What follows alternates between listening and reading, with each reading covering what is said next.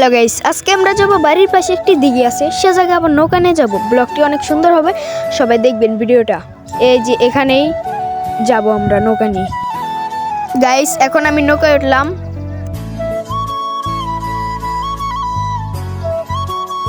Guys দেখছেন, ভিউটা অনেক সুন্দর।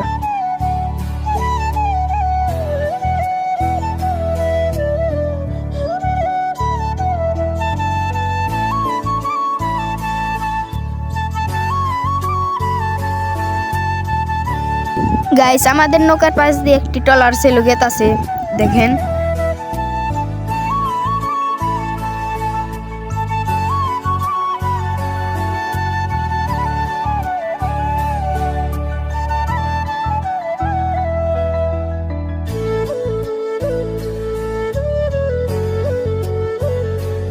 গাইস, ওর একটা ইউটিউব চ্যানেল আছে, শাহিন ব্লগস।